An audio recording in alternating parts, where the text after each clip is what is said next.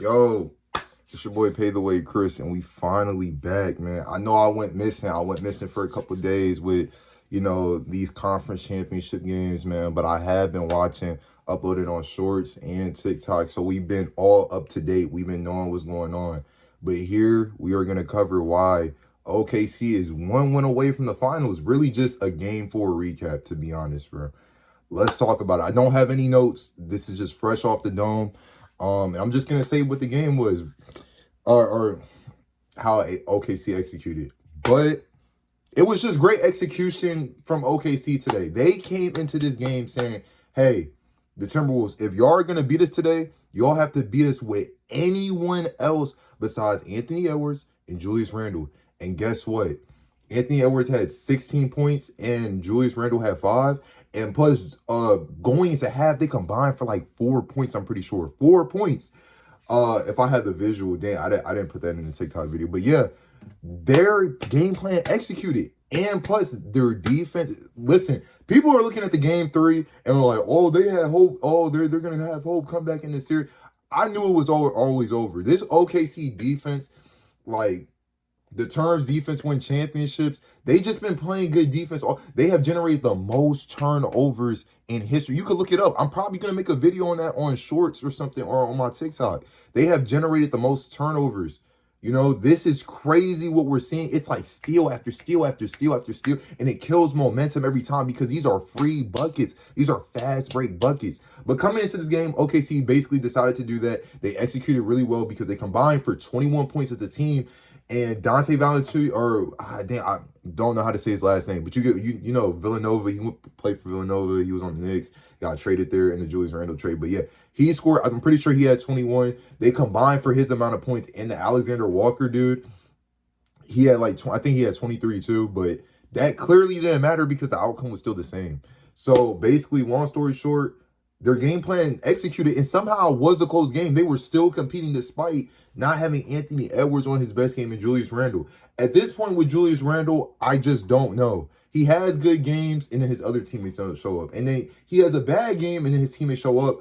It's just, I'm not going to discredit his entire run in the playoffs this year because he has been playing phenomenal. He's been getting a bad rep.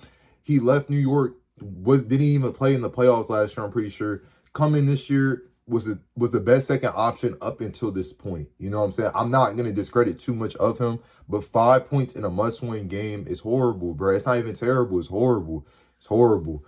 Anthony Edwards, I don't want to blame you too much because they were denying you the ball. I know, this is why I don't really listen to analysts like that. Stephen A. Smith was coming out at halftime, him and Richard Jefferson. No offense to Richard Jefferson, but no one's taking you serious, my guy.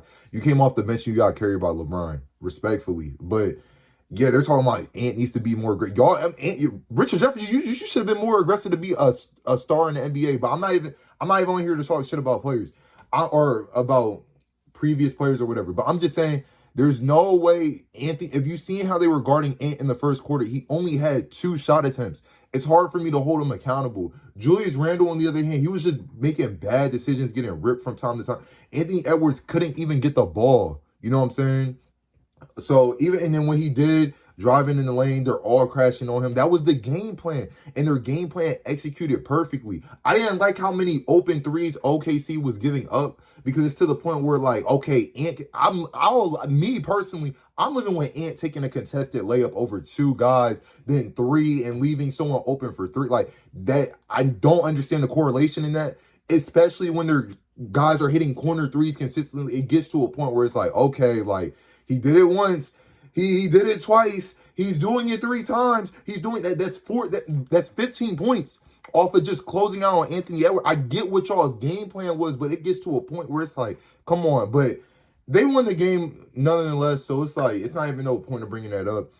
But overall with OKC, this is how they usually play. J-Dub, when J-Dub's on one, a shy 40-point game, they don't need him to put up 40, but this is your average shot game. Chet had a really underrated game. I ain't gonna lie. I was getting really mad at him in the first half for how he was playing, or in the first quarter for some reason. I don't know. He was getting bullied and stuff. He was getting blocked at the rim by Gobert. that one. But I was just like irritated with his play style. But over time, he was hitting threes and he was driving in, dunking. Like he kind of like sinks in. If you played 2K before, he kind of like just suctions, like he gets like pulled to the rim and just dunks it like immediately. Like it's actually hilarious. But overall, it was OKC played a great game. Alex Caruso, you already know, he brings that energy off the bench. He's really, in my opinion, the game changer to this team.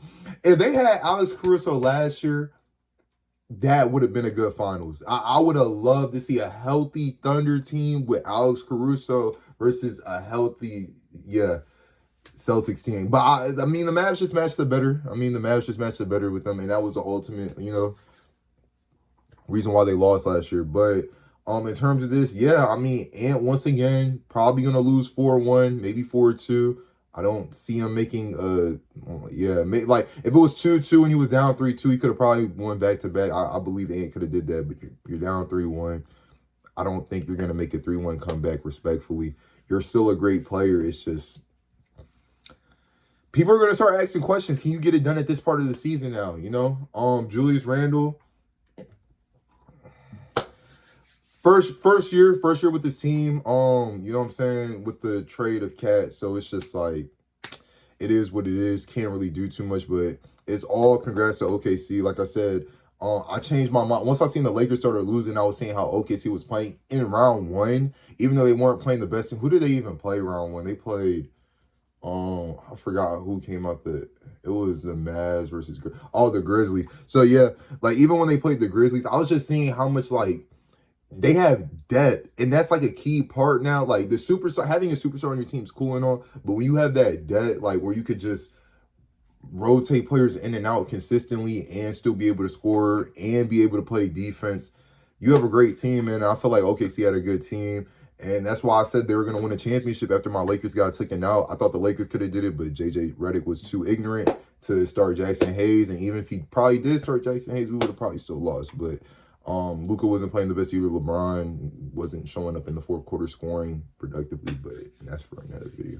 Anyway, this is why OKC is one win away from the finals, y'all. Back with the YT videos. We're gonna be more consistent since we back home. I wasn't home, so I wasn't able to do these YouTube videos, but we back.